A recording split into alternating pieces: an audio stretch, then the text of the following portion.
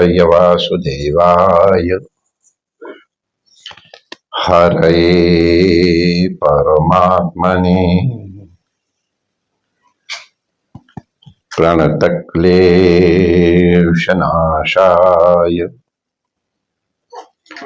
श्रीगोविन्दाय नमो नमः। ठाकुर हमरे रमण बिहारी, हम हैं रमण बिहारी के।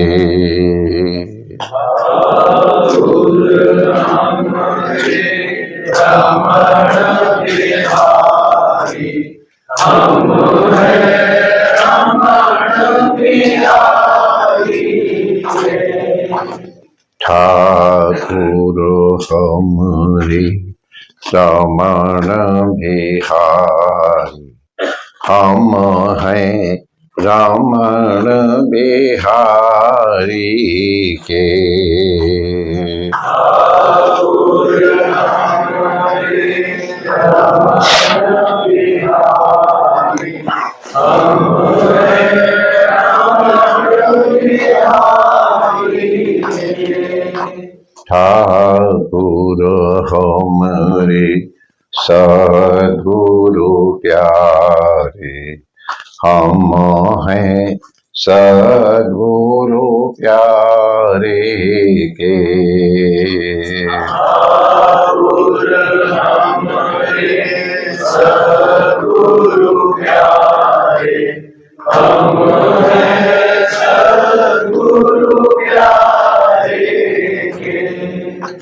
ठाकुर हमरे सद्गुरु प्यारे, हम हैं सद्गुरु प्यारे के। ठाकुर हमरे सद्गुरु प्यारे, हम हैं सद्गुरु प्यारे के। साधु सेवा धर्म हमारा, काम न दुनिया दारी से। साधु सेवा धर्म हमारा, काम न दुनिया दारी से। साधु सेवा धर्म हमारा, काम न दुनिया दारी से। साधु सेवा धर्म हमारा, काम न दुनिया दारी से। कोई भला कहो चाहे बुरा कहो, हम हो चुके रमण बिहारी के। कोई भला कहो चाहे बुरा कहो, हम हो चुके रमण बिहारी के। हम हो चुके रमण बिहारी के। हम हो चुके रमण बिहारी के। हम हो गए सद्गुरु प्यारे के। हम हो गए सद्गुरु प्यारे के। हम हो चुके रमण बिहारी के। हम हो चुके रमण बिहारी के। श्री रमण बिहारी लाल की जय। परम पूज्य सद्गुरुदेव भगवान की जय। श्री गुरु पूर्णिमा महोत्सव की जय। सर्व संत हरि भक्तन की जय। आज के आनंद की जय जय श्री राधे।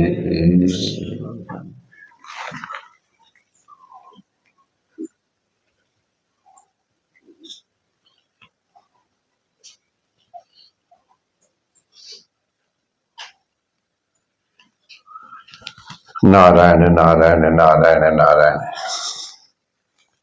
आज गुरु पूर्णिमा महोत्सव है और ये भाग्य की बात है कि आज गुरुवार भी है, तो गुरुवार भी और गुरु पूर्णिमा भी। हमारे पंडित जी गया प्रसाद जी गोवर्धन वाले वो कहा करते गुरुवार माने बस, फिर और कोई मुहूर्त नहीं, गुरुवार माने सब प्रसिद्ध है। तो आज गुरुवार भी है और गुरु पूर्णिमा भी है और बहुत परिश्रम से आप लोगों ने गुरु पूर्णिमा महोत्सव संपन्न किया। बड़ी शांति से हो गया, इतना जन सम्मर्द था, फिर भी सबने बहुत अच्छे ढंग से अपनी अपनी सेवाएं संभाली और अपनी सेवा के द्वारा गुरु तत्व को प्रसन्न किया। इतने श्रम पूर्वक आप लोग पंक्तिबद्ध हुए, कितने कितने घंटे प्रतीक्षा करनी पड़ी। इन सब का आशय क्या है, हम क्यों कर रहे हैं, हमारे लिए ये गुरु पूजन अवश्य कर्तव्य क्यों है। तो हम इसको पहले गुरु तत्व को ही समझने की कोशिश करें। गुरु तत्व के लिए हम सब लोग रोज सुबह शाम आरती के बाद प्रार्थना करते हैं। अब उसका अर्थ ध्यान रहता है कि नहीं रहता वो हमको मालूम नहीं है, लेकिन दोहराते तो हैं। अखंड मंडलाकारम व्याप्तम येन चराचरम तत्पदम दर्शितम येन तस्मै श्री गुरवे नमः। इसी तरह के और भी श्लोक उसमें है। हम अपना प्रयोजन किसी एक इसी श्लोक से साध लें। अज्ञान तिमिरांधस्य इत्यादि सब हैं, तो अज्ञान तिमिर के नष्ट करने वाले सदगुरु को हम प्रणाम करते हैं, जो ज्ञानांजन शलाका के द्वारा हमारे तिमिर रोग की निवृत्ति करते हैं। तो ये गुरु कहाँ रहते हैं, तो अखंड मंडलाकारम व्याप्तम येन चराचरम। तुम्हारे गुरु वो अखंड मंडलाकार माने समस्त ब्रह्मांड में व्याप्त है। व्याप्तम येन चराचरम, जिनके द्वारा समस्त ब्रह्मांड चर और अचर माने जड़ और चैतन्य, चलने वाले या बिना चलने वाले, चर अचर। व्याप्तम ऐसे तत्पदम, ऐसे गुरुजनों के चरणों का हम स्मरण करते हैं। इसका मतलब क्या हुआ, परमात्मा के लिए भी यही विशेषण लगाए जाते हैं। परमात्मा सर्वत्र व्याप्त है, सर्वज्ञ है, सर्वविद है, और यही विशेषण गुरु के लिए भी लगाते हैं। इसका तात्पर्य क्या है, बहुत लंबी व्याख्या अगर हम नहीं करें तो आप ये समझें परमात्मा ही वस्तुतः सबका गुरु है।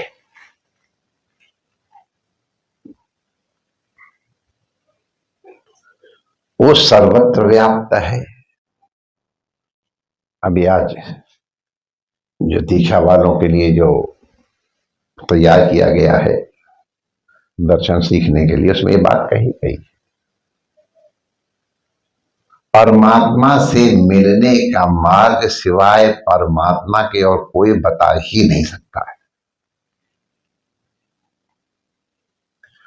तो परमात्मा ही कृपा करके अपने मिलने का उपाय बताता है, एक माध्यम देता है, एक संबल देता है। संबल माने सहारा देता है। वो सर्वत्र व्याप्त है।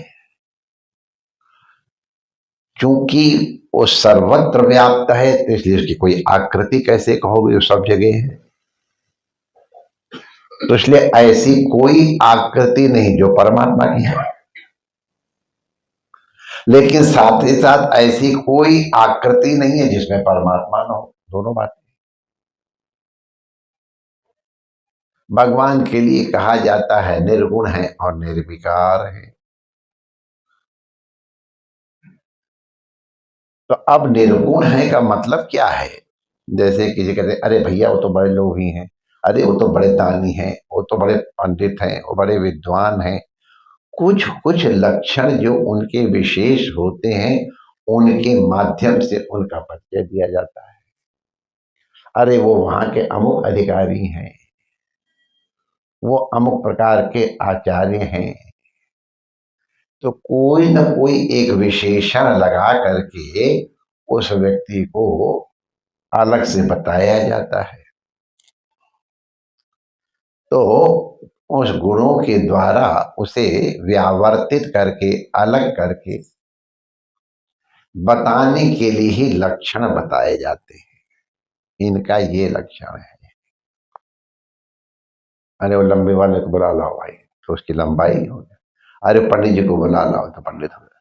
हलवाई को बुला लाओ, ये तो जिसमें कोई खास विशेषण है उसको उस विशेषण के द्वारा बुला लिया जाता है।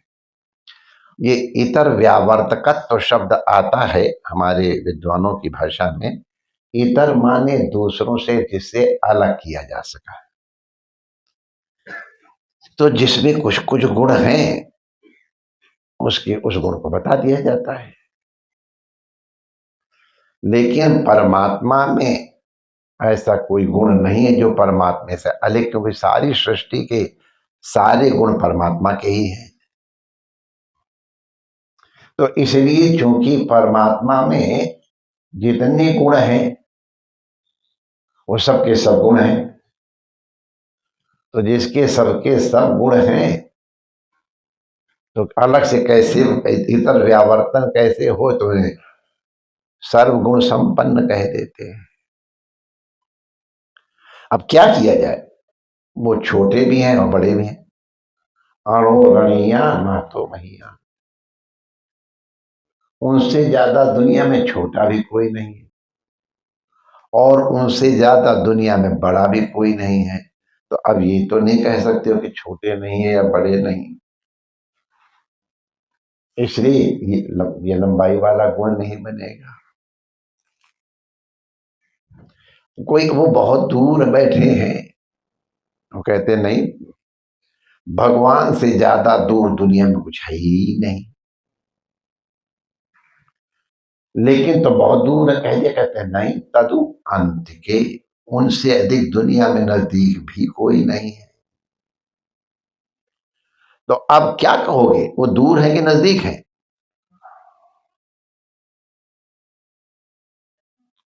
तो इसलिए इस तरह विद्वान है उनसे ज्यादा सर्वज्ञ सर्वज्ञ सर्वविद सब। तो इसलिए भगवान चूंकि सर्वगुण संपन्न है जिनको निर्गुण कह देते हैं। कि कोई खास गुण होता तो कह देते भाई ये गुण है। तो ऐसे भगवान चराचर में व्याप्त हैं। इसका मतलब क्या है कि चराचर अलग है और वो अलग है क्या? अगर अलग अलग हुए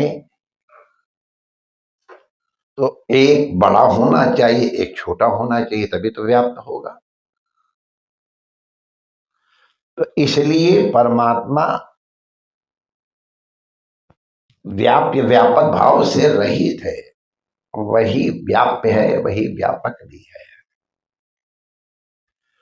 वही सृष्टि बनाने वाला भी और सृष्टि बनने वाला भी है। कुम्हार घड़ा बनाता है तो कुम्हार बनाने वाला अलग है, घड़ा और घड़ा अलग है, और घड़े को बनाने के लिए मिट्टी अलग है। तो इसलिए एक को मिट्टी को उपादान कारण माने, जिससे घड़ा बना वो हो गया। बनाने वाला कुम्हार हुआ तो वो निमित्त कारण हो गया। निमित्त कारण कुम्हार ने मिट्टी उपादान से कुंड चक्र इत्यादि के माध्यम से एक आकृति तैयार कर दी, उसे घड़ा कहते हैं। तो घड़ा कैसे बना? घड़ा बना एक कुम्हार चाहिए, मिट्टी चाहिए, और बाकी हमारे विद्वान के पहले ना बना होते, वो सब चीज आप छोड़ो। लेकिन कम से कम मिनिमम जो चीज चाहिए, आटा होएगा तब तो रोटी बनेगी, चाहे कितनी कुशल हो। हमारे संत घी खंड आटा तेरा, फिर देख तमाशा मेरा। तो घी खंड आटा होएगा तब फिर हम तमाशा दिखाएंगे। भगवान जब अकेले ही है सब, तो अब इस सृष्टि कौन बनाएगा? और सृष्टि का उपादान का काहे से बनाएगा? क्योंकि ईश्वर एक, अगर दो होते तो कंपटीशन होता पावर की। पावर स्ट्रगल कैसी हो रही है, आप लोग सब तमाशा देख ही रहे हो। तो इसलिए परमात्मा ही इसका बनाने वाला भी है, और परमात्मा ही स्वयं बनता भी है। मिट्टी भी परमात्मा है और कुम्हार भी परमात्मा है। तो इसी को अभिन्न निमित्त और उपादान कारण कहते हैं कि भगवान ही बनाने वाले और भगवान ही बनने वाले हैं। इसमें बनने वाला और बनाने वाला अलग अलग नहीं है। अगर उसका कोई क्लोजेस्ट उदाहरण चाहिए तो नृत्य करने वाले को देखो। नृत्य करने वाला विभिन्न मुद्राएं बनाता है। अब मुद्रा कौन बनाता है? नर्तक बनाता है। काहे से बनाता है? अपने आप से बनाता है। तो जैसे नर्तक स्वयं बनने वाला भी और बनाने वाला भी, तो सृष्टि परमात्मा ही है, परमात्मा का बनाने। ये सब इतनी सृष्टि, इसकी चर्चा करने की आवश्यकता क्यों पड़ी? कि सृष्टि में जो भी तुमको दिखाई पड़ रहा है वो परमात्मा से अलग नहीं है। क्रिएटर भी, निमित्त कारण भी वही है, क्रिएशन भी वही है, उसका मटेरियल कॉज माने सामान भी वही है। तो इसका मतलब है संसार में जो दिखाई पड़ रहा है वो चाहे चलने वाला चाहे न चलने वाला, वो परमात्मा ही है। ये भी हमने लॉजिक से समझ लिया। तो व्याप्तम ये न चराचरम, जो कि अखंड मंडलाकार है, इसलिए चराचर में हर जगह वो व्याप्त है। तो इसलिए गुरु को कहां ढूंढने जाओगे माय डियर, क्योंकि वो हर जगह है। आप लोगों ने भागवत में सुना ही होगा,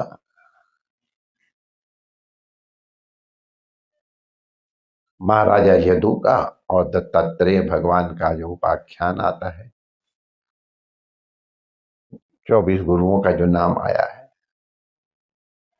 अब दत्त अवधूत कहते हैं। दत्त अवधूत माने कौन? साक्षात परमात्मा ही, ब्रह्मा विष्णु महेश ही, जो त्रिगुण रहित है, अत्रि है, वो उनका पिता है। जिसकी बुद्धि में किसी के प्रति राग द्वेष नहीं है, द्वेष नहीं है, राग भी नहीं है, तो जो राग द्वेष से रहित है, ऐसी उनकी जननी है। अब उनकी जननी, जैसे भगवान श्री कृष्ण की जननी देवकी माता और वसुदेव साक्षात, उनका वर्णन सब आता ही है। तो वो दत्त भगवान स्वयं अपने आप में परमात्मा हैं। उनकी मस्ती देख करके यदुराज को जिज्ञासा हुई कि आप इतने अलमस्त कैसे हो गए? तो नंग रंग और उन्होंने देखा पिशाचवत, ऐसी उनकी पोशाक थी, कोई लक्षण नहीं, भस्म लगाए हैं, पगड़ी बांधे हैं, गौरी शंकर पे कुछ नहीं है, जो मिल गया खा लिया, नहीं। तो कहा आप इतने आनंद में कैसे रहते हो? तो अब हम 24 गुरुओं की कथा तो नहीं सुनाने जा रहे हैं, लेकिन केवल नाम उल्लेख कर रहे हैं कि हमने 24 गुरुओं से कुछ गुण ग्रहण किए हैं। उन 24 गुरुओं में कोई भी श्रोत्री नहीं है, कोई ब्रह्मनिष्ठ नहीं है, कोई ज्ञानी नहीं है, और किसी ने भी अवधूत जी को उपदेश अपनी क्रिया से, माने वाणी से, उसे नहीं दिया है। और फिर भी अधूत दत्त भगवान को सीखना था, उनसे सीख लिया। अब आप लोगों ने सब नाम सुना ही है। अब अजगर से सीखा उन्होंने। अब अजगर से किस भाषा में उनको बोला होगा बताओ? अजगर को गुरु बना लिया, मधुमक्खी को गुरु बना लिया। अरे और तो और, पिंगला जैसी वेश्या को गुरु बनाया उन्होंने, बताओ? पिंगला भी गुरु है, मांस खाने वाला पक्षी भी गुरु है, मधुमक्खी भी गुरु है। इसका मतलब क्या है? गुरु तत्व सब जगह व्याप्त है। तुमको उस गुरु तत्व के दर्शन करना है। गुरु तत्व के दर्शन कब तुमको होंगे? जब तुम में जिज्ञासा हो। जिज्ञासा अगर नहीं है तो ज्ञान की प्राप्ति नहीं होगी। अगर पिपासा नहीं है तो जल का आस्वाद नहीं मिलेगा। बुभुक्षा नहीं है तो भोजन का आनंद नहीं आएगा। इसी प्रकार से जब तक जिज्ञासा नहीं है तब तक ज्ञान की प्राप्ति नहीं होगी। इसलिए कोई भी चर्चा करने के पहले कहा जाता है ब्रह्म अथा तो ब्रह्म जिज्ञासा, अथा तो धर्म जिज्ञासा। तो जिज्ञासा का मतलब है कि तुम्हारे जानने की इच्छा है तीव्र। तो जानने की इच्छा तीव्र है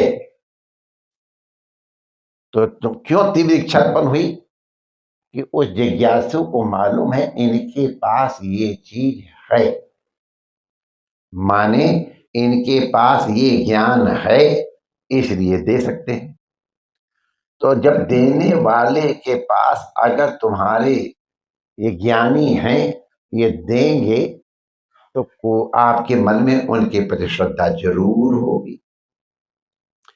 अब हमको अगर बायनोमियल थ्योरम पूछनी है तो फिर अब हम सुरेश सेठ से तो नहीं पूछेंगे, भले कितने हमारे क्लोज हो।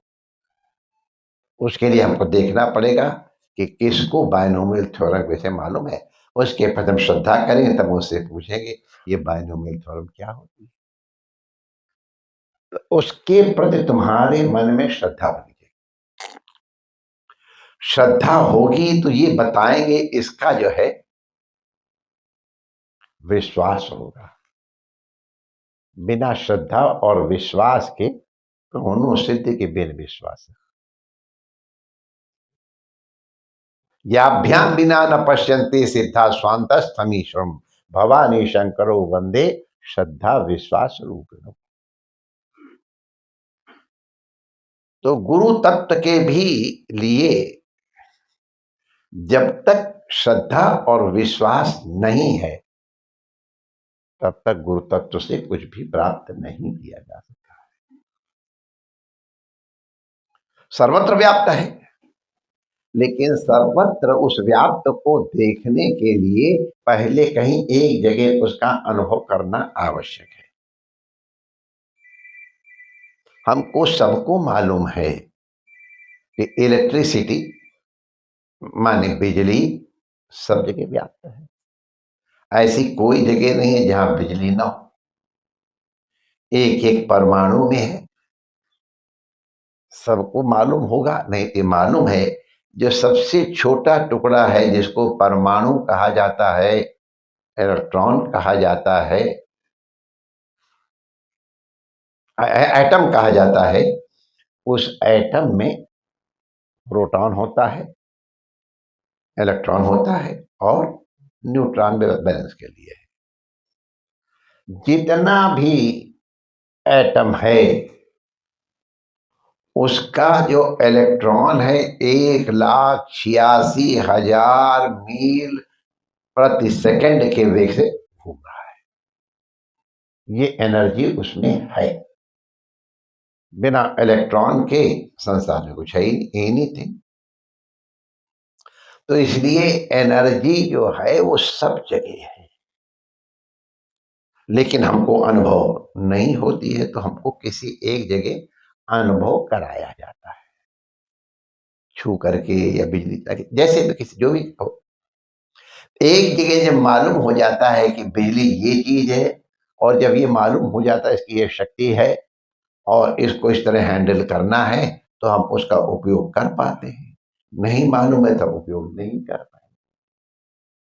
गुरु तत्व सर्वत्र व्यापक है निश्चित, बिजली की तरह, लेकिन कहीं एक जगह अनुभव करना पड़ता है। तो वो जो सर्वव्यापक परमात्मा है वही कोई न कोई एक माध्यम बना देता है कि जिसके माध्यम से गुरु तत्व को समझा जा सके। तो जैसे आप लोग, तो गुरु तो वही परमात्मा, आज हमने दीक्षा समय बताया, देखो गुरु तो वो तुम्हारा परमात्मा है, ये शरीर गुरु नहीं है।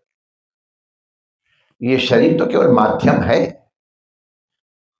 जैसे तुम्हारे शरीर है वैसे हमारे शरीर है।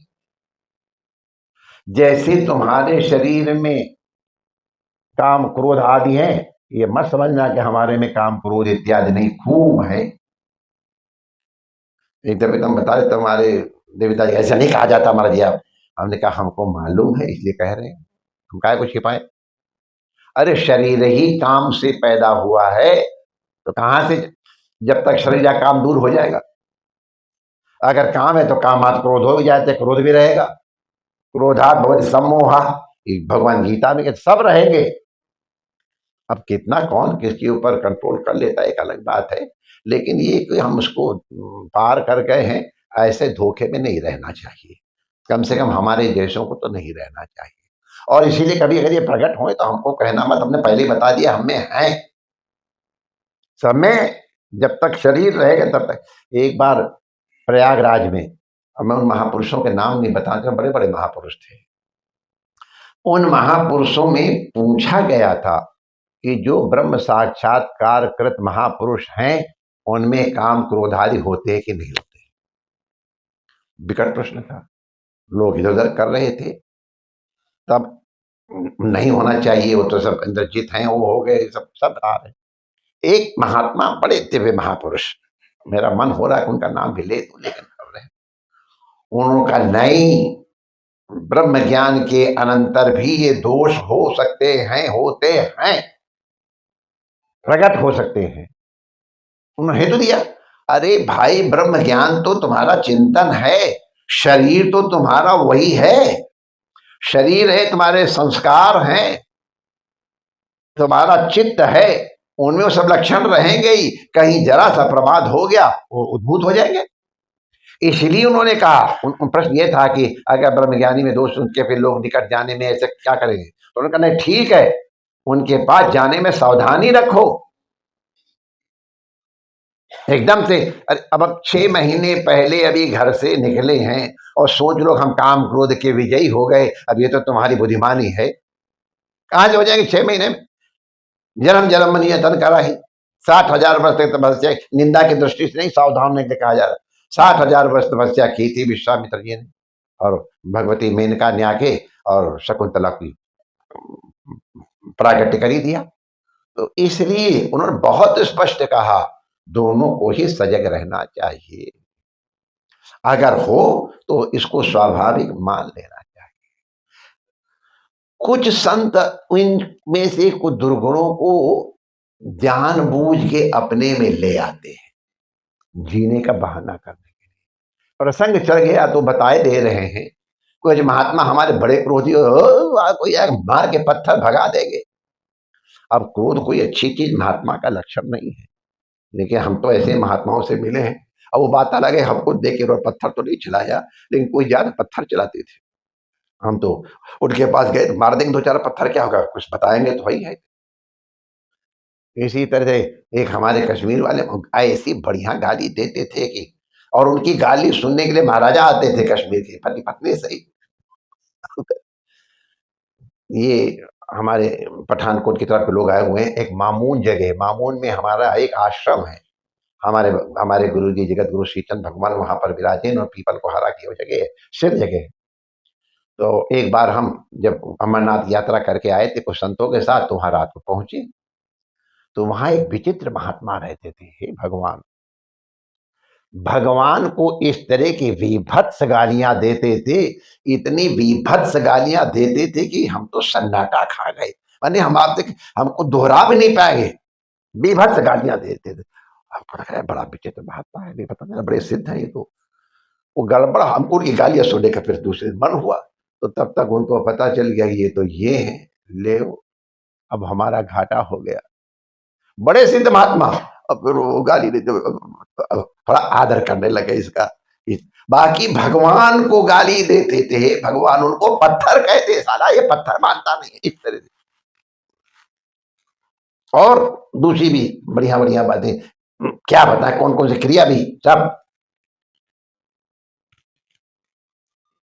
सिद्ध महात्मा थे, रखे थे अपने में। रामकृष्ण परमहंस देव जी महाराज बड़े चटोरे थे, बड़े चटोरे, जिह्वा का लौल्य बहुत था, खाने पीने के बड़े शौकीन। उनके जीवन घटना, अरे जब कोई बढ़िया भोजन बंगाल में भोजन बनता बड़ा बढ़िया है भाई, हर जगह बनता है, अपनी अपनी अलग अलग चीजें, लेकिन बंगाल की विधि वो 6 रस रोज बनते हैं, कड़ुआ भी बनेगा, खट्टा भी बनेगा, मीठा भी बनेगा, सब। हम उसकी व्याख्या नहीं कर रहे हैं। तो वो उनसे रहा ना जाए तो भोजन बनना, तो वहीं जाकर रसोई में खड़े हो जाते थे। ठाकुर जी क्या करते हो आप, क्या कहेंगे, आप इतने बड़े महापुरुष। और वो परमहंस तो थे ही, सब जानते हैं। ये सेन साहब जैसे जो उस समय के अद्वितीय विद्वान थे, वो उनको गुरु करके मानते थे, और ये एकदम ऐसे गवारों की तरह बोलते थे। शायद शायद मैं इसलिए लगा दे रहा हूँ, किसी ने कुछ कहा तो कहता मैं वेद, जो मैं कहता हूँ वेद है। तो कोई वेद के पंडित जी आए, उन्होंने कहा महाराज हमने तो आपकी वेद में नहीं दिखाई पड़ी। कह न दिखे तो क्या हुआ, नहीं लिखा होगा उन्होंने, हम जो करें वो वेद है। इस तरह से सिद्ध थे, और चटोरे इतने। एक दिन भरपेट भोजन खूब डट के खाते थे, तो किसी का महाराज आप ले लो, ये ले लो, ये लो, जैसे कहा जाता, जब भैया पेट भरा हुआ है। अरे ठाकुर, उनको ठाकुर, इलायची इलायची की भी जगह नहीं है। मुझे उनका नाम भूल गया, उनके एक सेवक थे, उसने गर्मा गर्म सन्नाटेदार जलेबी लेके आ गए। ठाकुर हमें जिलेबी नहीं है, मैं जलेबी लेके आओ, खाओ, हाँ हाँ दाओ। तो सब लोग हंसने लग गए थे। अभी तो आपके पेट में इलायची रखने की जगह नहीं, जब जलेबी की जगह, तो उत्तर देते, बड़ा बढ़िया उत्तर, बाबा उसको बहुत कहते तो वायसराय की गाड़ी का पहिया है। जगन्नाथ के मंदिर में जब रथ यात्रा होती, कितनी भीड़ हो, लेकिन अगर वायसराय की गाड़ी आएगी तो उसके टायर को तो जगह मिलेगी ही मिलेगी। तो वायसराय की गाड़ी का पहिया। तो एक दिन किसी ने उससे कहा, ठाकुर जी आप क्या करते हो? उनका, सुनो, मैं मेरा काम पूरा हो गया है, मेरी जीने की आवश्यकता नहीं है, मैंने इसको जानबूझ के लाद रखा है कि जीने का कोई बहाना बनता रहे। आप संतोष पूजा बताएंगे, जिस दिन मैं भोजन के लिए मना कर दूं, समझ लेना अब ठाकुर गए। ये लक्षण है। मैंने ये बात कही कि कभी कभी वास्तविक में होता और कभी कभी उनका लादा हुआ भी होता है। कैसे? तो ये होता क्या है, कई बार हमको दृष्टि कहीं और लगा लेते हैं, अपेक्षा कुछ बहुत कर लेते हैं। दोनों ही ठीक है, अपने को सावधान भी रहना चाहिए और उसको सब। तो गुण दोष सब में रहते हैं। अगर परमात्मा ने कृपा करके आपको गुरु तत्व से परिचय देने के लिए इस शरीर को माध्यम बनाया है, तो आप ये ध्यान रखना, गुरु तो वो है, ये माध्यम है। तो हमको टच करा दिया, अरे झटका लग गया, ये कर दिया तो लाइट जल गई, ये कर लिया तो मैग्नेट बन गया, ये माध्यम है। गुरु तत्व तो वो है। तो फिर काहे को कार से मिलने मिले आरत कीजिए, गुरु गोपाल चलो चित दीजिए।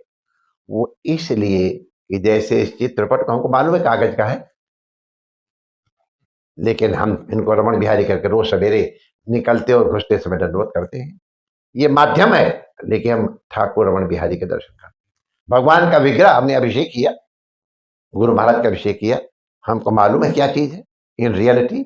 लेकिन हम जब अभिषेक कर रहे थे तो हमारी आंखों को आप लोग देखते, क्या श्रद्धा थी। हमको ये माध्यम मिला है अपने गुरु तत्व तक पहुंचने का, क्योंकि हमारी उतनी सूक्ष्म दृष्टि नहीं है। हमको बिजली का, इलेक्ट्रॉन का इतने शक्ति का संपन्न होना ज्ञात नहीं है, इसलिए दिखाने का माध्यम है।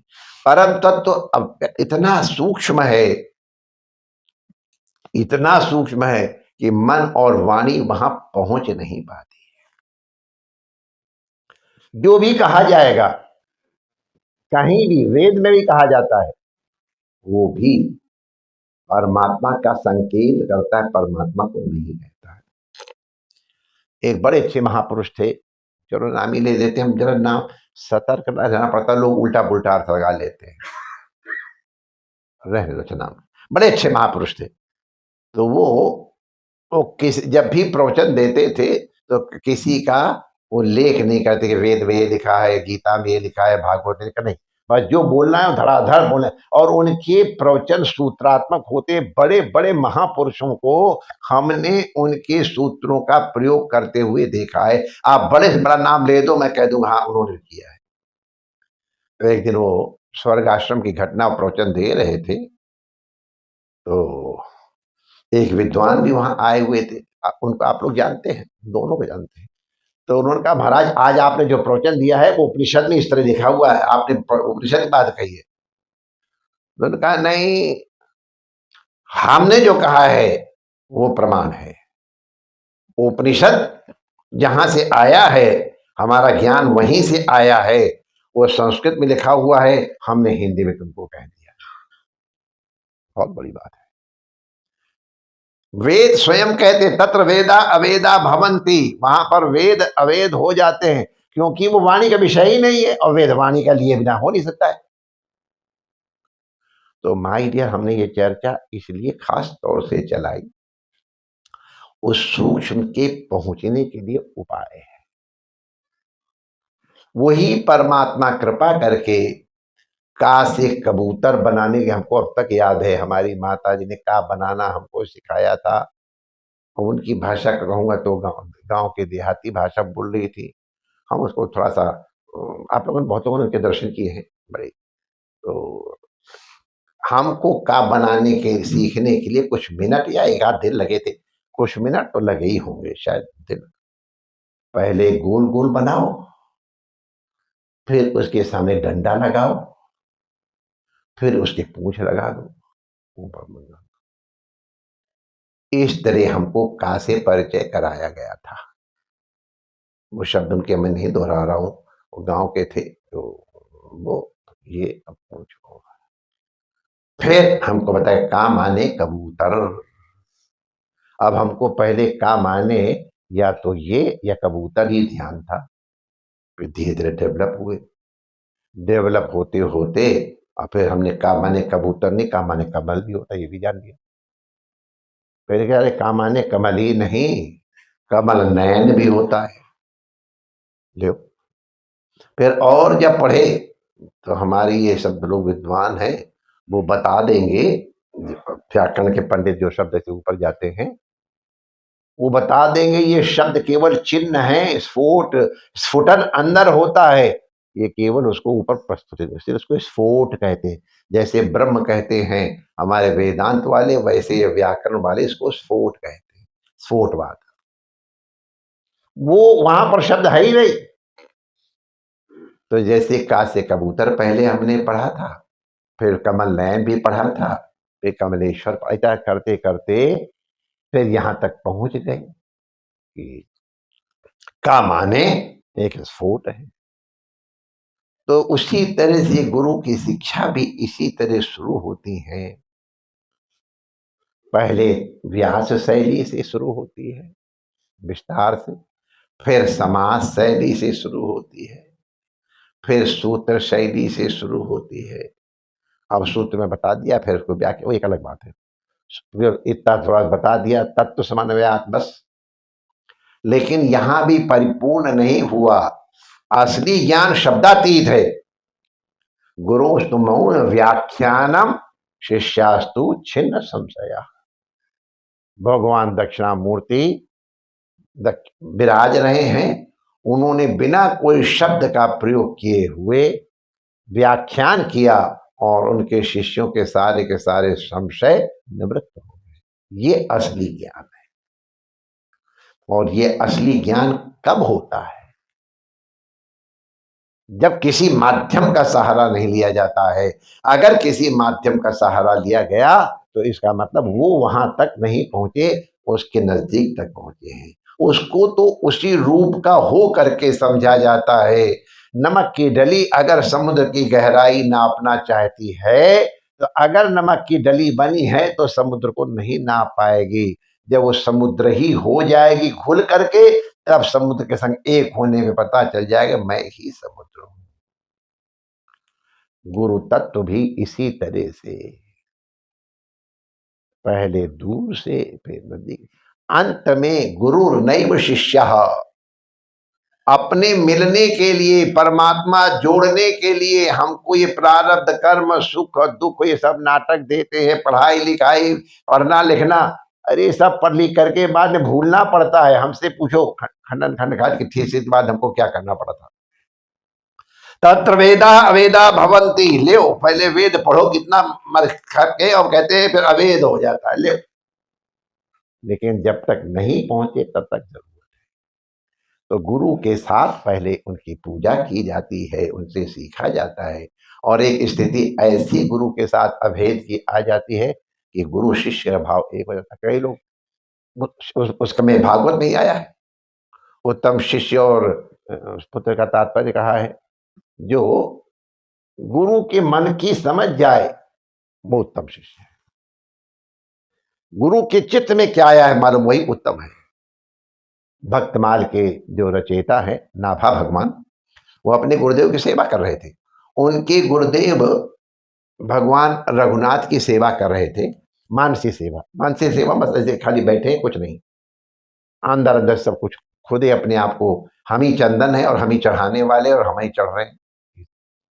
तो भगवान को माला धारण कराने जा रहे थे, और तब तक उनके नाभाजी के गुरु जी को किसी भक्त ने पुकारा। उनका जहाज समुद्र में फंस, अब उसने गुरु को बुलाया तो गुरु वहां उसके उसके कल्याण के लिए जाए, शिष्य के लिए। तो गुरु को विक्षेप होगा, और ये चीज नाभाजी उनको पंखा हाँक रहे थे गर्मी के दिन में, तो इतनी जोर से नहीं हाँक रहे थे गुरु डिस्टर्ब हो के, धीरे से नहीं पसीना आ जाए। उनको पता चल गया गुरु जी कैसे बुलाया बात, उन्होंने ऐसे जरा पंखा कर दिया बस। अरे वो तो नाटक था, उनकी सामर्थ्य वैसी हो जाती। तो ऐसे कर दिया तो तूफान से जहाज निकल गया।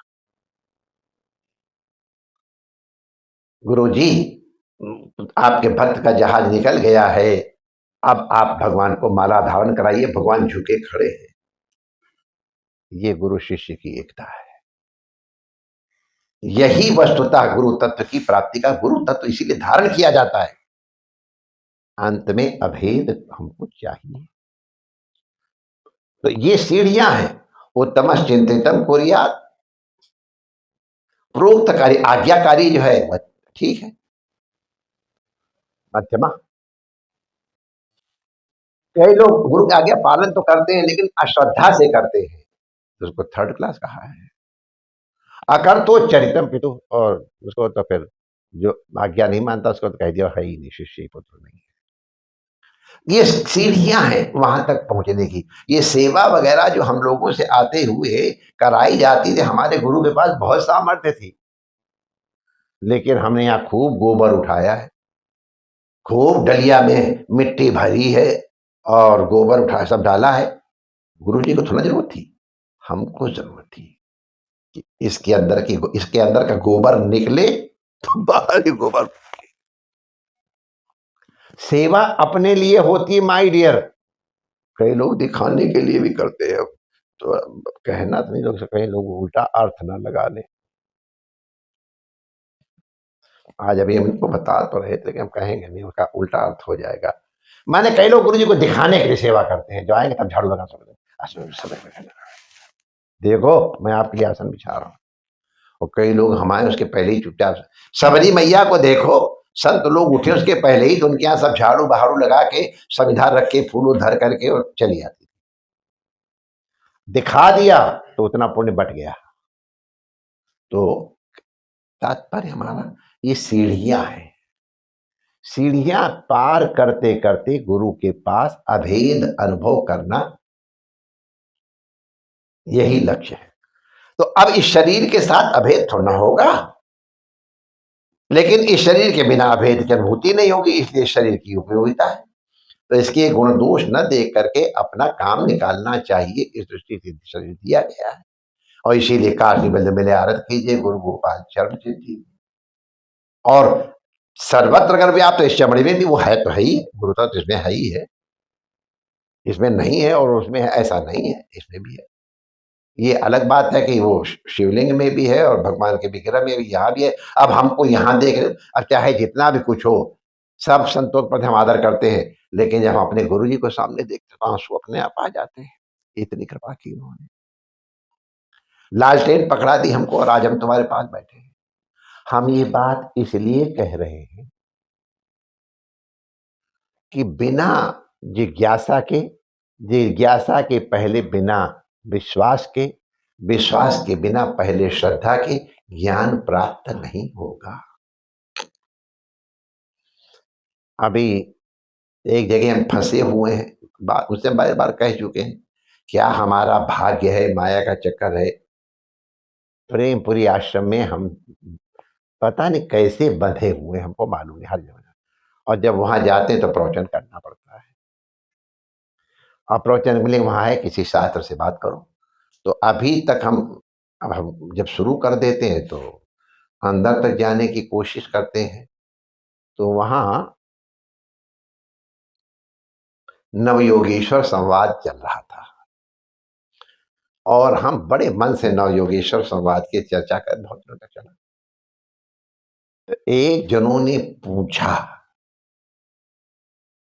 महाराज आपने इतने दिनों से परिश्रम करके नवयोगेश्वर संवाद चलाया है, किसी को समझ में आया कि नहीं आया? बड़ा सन्नाटा हमको आया। मैंने कहा और किसी को आया कि नहीं? तुमको तो बिल्कुल नहीं आया, ये मैं जानता हूं गारंटी से। तुम्हारा प्रश्न ही ये कह रहा है कि तुम चाहते हो प्रूफ फ्रॉम हिम, या अगर उसको अनुभव हुआ होगा तो मैं मान लूंगा कि उसको अनुभव हुआ तो हम भी मान लें। माने ही इज मोर इंपॉर्टेंट। उधर संवाद, ये जो संवाद हुआ है नवयोगेश्वर संवाद, वसुदेव जी और नारद जी के बीच में है, उनको ज्ञान नहीं था। उन्होंने नारद जी ने और वसुदेव जी को सुनाने के लिए और जनक और नवयोगीश्वर की कथा, उनको जनक कोई कम ज्ञानी थे, उनको नहीं तुमको भरोसा, व्यास जी का भरोसा नहीं है, और ये तुम्हारे ये कह देंगे तुमको भरोसा हो जाएगा, यहाँ हमको तो ज्ञान हो गया है। इसका मतलब है कि तुमको सुना करके हमको कोई फायदा नहीं हुआ, लेकिन तुम्हारा फायदा हुआ हो ना हुआ हो, मेरा फायदा तो खूब हुआ। तो लोग अच्छा हमारा फायदा, अरे हमने कहा इसी बहाने हमने नवयोगीश्वर समाज की चर्चा करी, और करने के पहले पहले सोचेंगे तब तो करेंगे, तो पहले जाना थी, पहले सोचा, फिर मुंह में लाए और फिर कहा, तो हमारा कल्याण तो हो ही गया। कम से कम उतना तो हमको आनंद आया ही कि हमने नवयोगीश्वर संवाद किया। तो अब ये सोचो कि प्रवचन तुम क्या सुन रहे हो, किसी और को हुआ? माने जिनकी पर चर्चा, जिनकी कथा की गई, उन पे तुमको भरोसा नहीं है, इनके ऊपर भरोसा है, इनको अगर हो गया तो। और मैं सच्ची बताऊं, अगर ये कह देंगे हाँ नहीं हमको समझ तो आ गया है, अरे यार कहीं झूठ तो नहीं बोलता है गुरु जी को खुश करने के लिए? तो बिना श्रद्धा के नहीं होता है। तो श्रद्धा धत्त सौम्य, पहला दिया जाता है श्रद्धा चाहिए, जिज्ञासा चाहिए। बिना जिज्ञासा के, बिना श्रद्धा के, बिना हमारे यहाँ गुरु उपशक्ति के, उपनिषद में कहा गया है उसको जानने के लिए गुरु एव अधिगच्छेत। एवकार का माने गुरु के अलावा और कोई उपाय नहीं है। एव अधिगच्छेत, समित पाणी, समित पाणी माने श्रद्धा युक्त होकर के जाओ। श्रद्धावान लभते ज्ञानम तद विधि प्रणिपाते न परिप्रश्न सेवया दंडवत इत्यादि जो की जाती है, इसलिए की जाती है, तब ज्ञान फलता है। जिज्ञासा अगर अंदर से है तो ज्ञान फलेगा। हमारे एक संत हैं, भागवत की बड़ी दिव्य कथा करते हैं, यहां भी आगे कहें कि श्रद्धा और विश्वास दोनों हैं, लेकिन अगर श्रद्धा ऋतुमती नहीं है, ऋतुमती का अर्थ आप लोगों सबको मालूम है, तो दोनों के संयोग से ज्ञान गजानन उत्पन्न नहीं होगा। जब श्रद्धा ऋतुमती होगी, धारण करने योग्य होगी, तब ज्ञान गजानन की उत्पत्ति होती है। समझ गए? हमको ये कल ये श्लोक ध्यान आया था, हमने नोट भी कर लिया है। उद्धव जी भगवान श्री कृष्ण से प्रश्न करते हैं। अब इनमें देख लो, दोनों में से जैसे नारद और वसुदेव जी, जनक और नवयोगीश्वर, अभी हम यदुराज और दत्तात्रेय अवधूत की कथा कर रहे थे, उसी के पहले ये हमारे भगवान ने जाने के पहले, लीला संवरण के पहले, हम लोग प्राय लीला संवरण की कथा करते वर्ते नहीं है, बस गोकुल की लीला के बाद तो बड़ी मुश्किल से थोड़ा ब्याह वाह करवा दिया, नहीं तो हम तो बस गोकुल उस पार जाते ही नहीं, यही था ठीक, हमारे गोकुल में ठीक, हमारा लाला कहीं जाता नहीं। फिर भी एकादश स्कंद में यह बात आती है, 10वें स्कंद के बाद, तो भगवान को लगा अब मैं जा रहा हूं, यदुवंशी लोग थोड़े ऐसे हो गए हैं, इनका कल्याण करना है, तो ब्राह्मणों के श्राप से यदुवंश को नाश करवा दिया। लेकिन भगवान हमेशा अमर्त्य है, यदुवंशियों तो उद्धव भी थे, उनको भगवान ने बचा लिया उपयोग के लिए, और अभी तक है, मिलते हैं। तो उनको भगवान, वो बहुत बड़े ज्ञानी थे, बहुत बड़े ज्ञानी थे, साक्षात बृहस्पति के शिष्य हैं, ये वर्णन था भागवत का। तो ज्ञान तो उनको बृहस्पति से मिल गया था, और भक्ति की दीक्षा गोपियों ने दे दी थी, गोपी प्रेम की ध्वजा, तो उनके पास ज्ञान भी था, उनके पास भक्ति भी था, वैराग्य नहीं था। जिस तरह का वैराग्य भगवान चाहते थे, तो भगवान ने उनको वैराग्य का उपदेश देने के लिए संन्यास लक्षण की कोई चर्चा की। अब देख लो उद्धव कौन है, भगवान को तो तुम लोग जानते ही हो, भगवान स्वयं अपने मुंह से कहते हैं, उद्धव मुझसे इतना भी कम नहीं है, न्यून भी कम नहीं है, मेरा प्रतिरूप ही है। फिर भी उसको भी उपदेश की आवश्यकता हुई। समझ लो how important this dialogue is. Hindi में बोले ये कितना महत्वपूर्ण ये परिचर्चा है। ये श्रीमद् भागवत के एकादश स्कंद में, और ये जब 24 गुरुओं का अवतार है उसके पहले की भूमिका है। 24 गुरुओं के अवतार की कथा भगवान श्री कृष्ण ने उद्धव को ये वैराग्य समझाने के लिए। तो जब भगवान ने कहा कि भाई सन्यास के लक्षण कुछ बताए, अब वो तुम नहीं बताना चाहते हैं, तो उद्धव ने कहा महाराज, अच्छा, उद्धव कह रहे भगवान से हमको ले चलो, और फिर कहते हैं नहीं, हम जान गए असली शिष्य तो वही है जो गुरु की इच्छा का पालन करे, हम रहेंगे, आपकी कथा, आपकी कीर्तन और उनका चिंतन करके ही हमारा जीवन यापन करेंगे। वही उद्धव ने किया। यह तो बहुत मुझमें आया है रिक्वेस्ट कि महाराज हमको भी अपने साथ ले चलो, मैं तुम्हारे बिना नहीं रह पाऊंगा, कलयुग है। भगवान ने कहा तो, लेकिन रह गए, और उन्होंने अब तक बहुतों कल्याण किया है।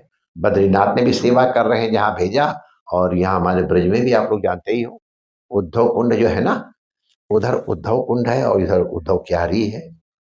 इनके बीच में अभी भी हमने संतों से सुना है, लता पताओं के रूप में अभी भी विद्यमान है, और बहुतों को, अरे और छोड़ो, कम से कम एक तो प्रमाण है ही है, भगवान की पत्नियां, वो जब भगवान के वियोग में दुखी हो रही थी, तो वो यमुना महारानी के और उनके कहने पे उद्धव जी से उन्होंने भागवत सुनी थी, तो भागवत सुनाई उद्धव जी ने, उसकी डेट वगैरह सब निश्चित लिखी हुई है पुराण में, इस तारीख को इसके भगवान की लीला कितने दिन बाद हुआ, सब निश्चित है। उनको भागवत सुनाई, और उनको सुनाई अब वो, लेकिन ये तो प्रमाणिक पुराण की बात कह रहा हूं। तो इतने बड़े के डायलॉग है, कितना इंपॉर्टेंट होगा उद्धव, इतना इंपॉर्टेंट। अब भगवान तो अब क्या कहें, हमारी जो अपनी प्राइवेट मोस्टेस्ट इंपॉर्टेंट टेस्ट, जो गलत है सब जानते हैं, लेकिन मेरा तात्पर्य वो है। तो जब उद्धव ने कहा महाराज आपने जो सन्यास के लक्षण कहा, ये तो इट्स नॉट इजी, कहाँ से कर पाऊंगा।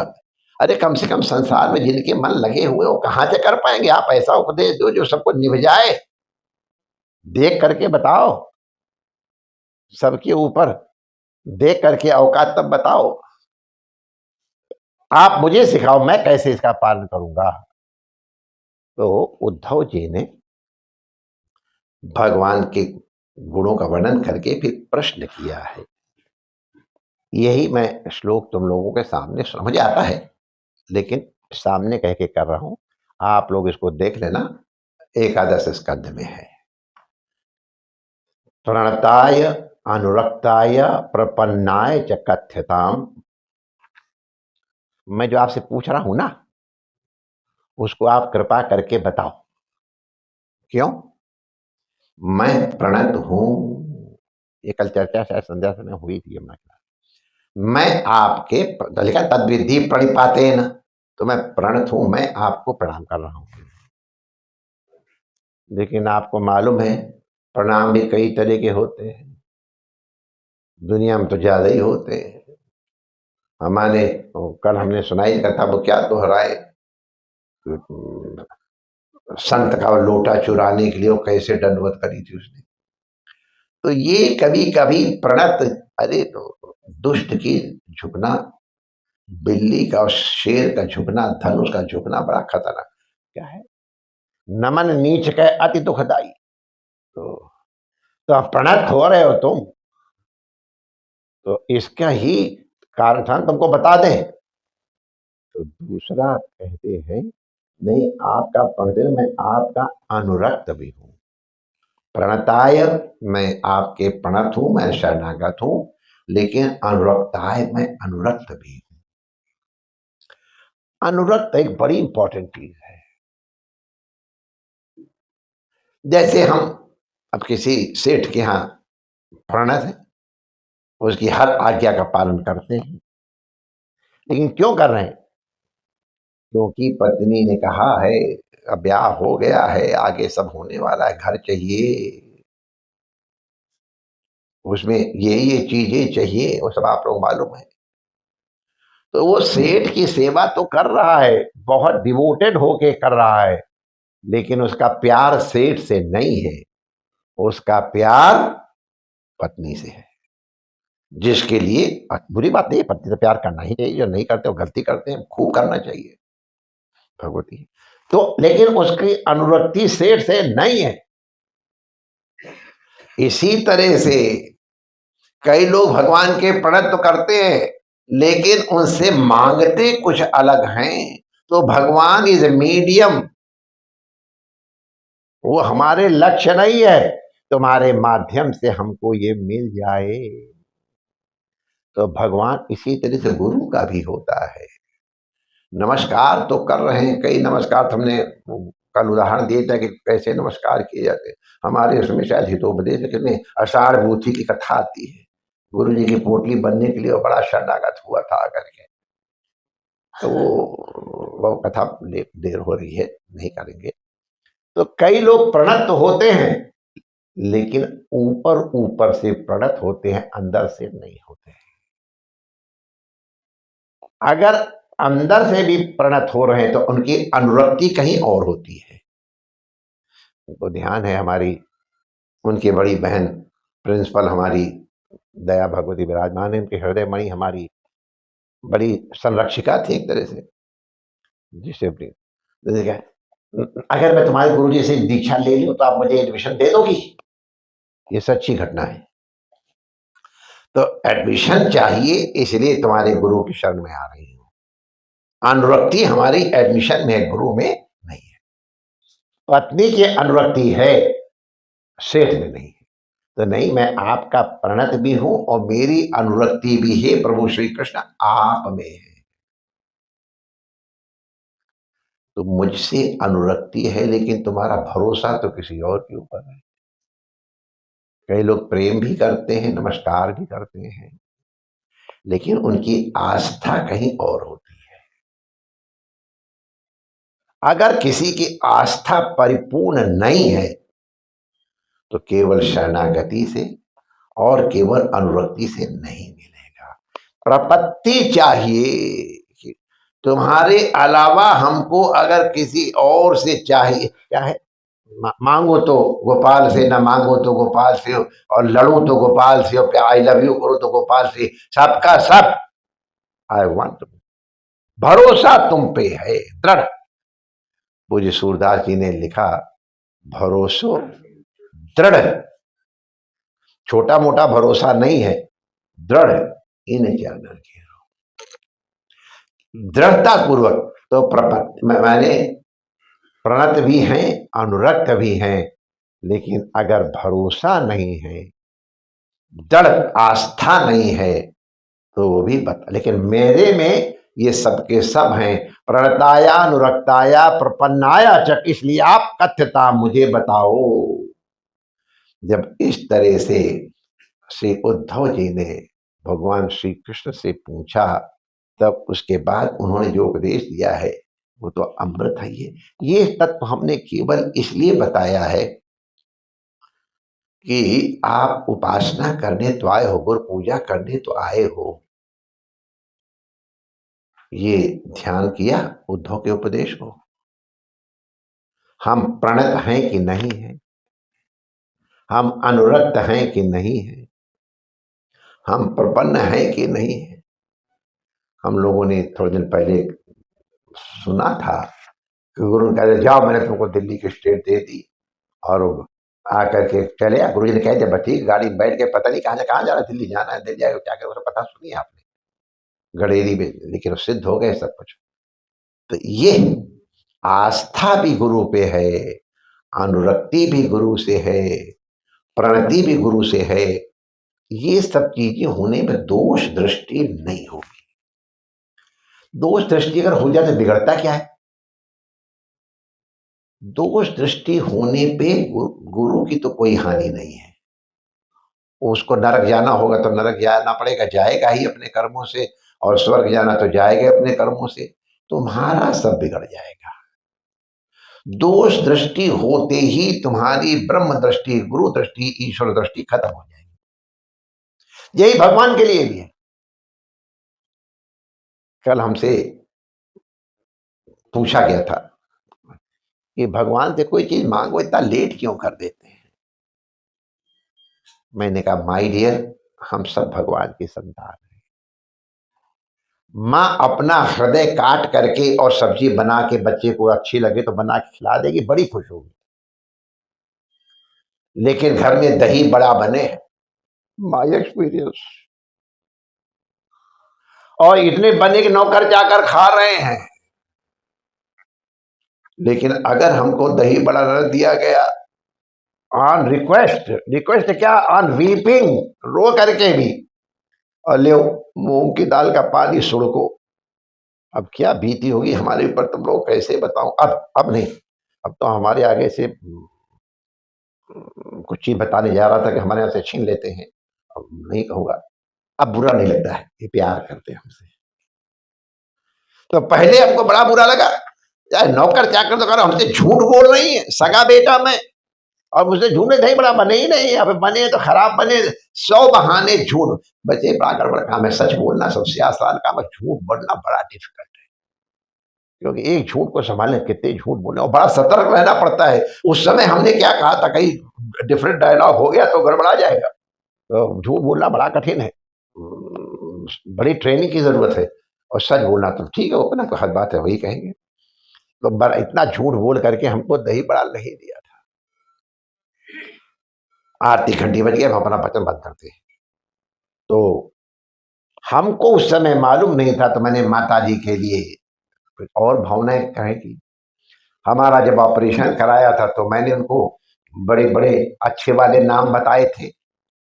अब उनको पीछे जब अकल आ गई तो समझ में आ गया कि वो उनकी कृपा थी, दही बड़ा मांगने पर भी नहीं दिया, और मूंग की दाल का पानी न मांगने पर जबरदस्ती सुड़काया। भूख लगी तो क्या करते, ये माँ की कृपा थी। हमारे जीवन का और अनुभव एक आध बार हो गया। मैंने भगवान को टेस्ट किया, अरे भाई मैं पढ़ा लिखा भी हूँ यार, तुम कुछ तो हमारी बात मान लिया करो। बहुत रिक्वेस्ट की, आज बहुत साल हो गए उसको, लेकिन नहीं माने, बड़ा बुरा लगा हमको। वेरी अनविलिंगली वो जो चाहते हमने किया, और थोड़े दिन बाद पता चला अगर उन्होंने हमारी बात मान ली होती तो हम कहीं के ना रहते, और उनकी बात अनविलिंगली हमने मान ली तो हमारा बड़ा कल्याण हो गया, हमारा जीवन ही बदल गया। बिलीव मी, उस एक घटना से बड़ा परिवर्तन आया। तब से मैंने भगवान से कह दिया माय डियर, तुमको जो करना हो सो करो, मैं जान गया तुम यार हमसे ज्यादा इंटेलिजेंट हो, अब उतने हम इंटेलिजेंट, अगर हम कभी कुछ कह भी दें तो कोई जरूरत नहीं कि हमारी बात तुम मान ही लो, यू डिसाइड। उसके बाद हमारी मौज ही मौज ने। तो ये इसको शरणागति कहते हैं। प्राप्ति के जो चीज आवश्यक है वो बताने के लिए कहा गया कि अगर इन शरीरों के प्रति तुमको ये भाव रखने के लिए कहा जा रहा है, तो इसलिए कहा जा रहा है कि शरीर इंपॉर्टेंट नहीं है। सर्वदेव नमस्कार केशवम प्रतिगच्छति, तुम्हारे सारे नमस्कार उस गुरु तत्व के लिए ही जा रहे हैं। ये तो माध्यम है, इसके माध्यम से तुम्हारे सामने प्रकट हुए, इसलिए हम इस माध्यम को भी प्रणाम करते हैं। और फिर भी जिन लोगों ने मूर्ति को ही भगवान माना है, उनको मैं वेरी क्लोजली जानता हूं। इस मूर्ति ने ही, जो रमण बिहारी कई बार नहीं करते दिखाई पड़े, वो इस मूर्ति ने, अब मुझे अब बताने कहने में कष्ट होता है, उसने करके दिखा दी। तो अगर हमारी आस्था है तो ये विग्रह भी हमको वही सुख देता है। गुरु पूर्णिमा के अवसर पर हम गुरु तत्व को समझने की कोशिश करें। परमात्मा में, गुरु में कोई भेद नहीं है। परमात्मा की उपासना, गुरु की उपासना एक है, उसका लक्ष्य भी एक है। परमात्मा के साथ अभेदानुभूति, उससे दुखों की आत्यंतिक निवृत्ति पूर्वक परमानंद की प्राप्ति होती है। आज गुरु पूर्णिमा के अवसर पर हम सब लोग उस परम गुरु को, जो सर्वेशा पूर्वेशाम अपि गुरु कालीन अनवच्छेदाद है, उनको वंदन करते हैं। और वो कृपा करके हमारे अज्ञान रूपे अंधकार का निवृत्त करके ज्ञानांजन शलाका से और ज्ञान प्रदीप प्रदान करें।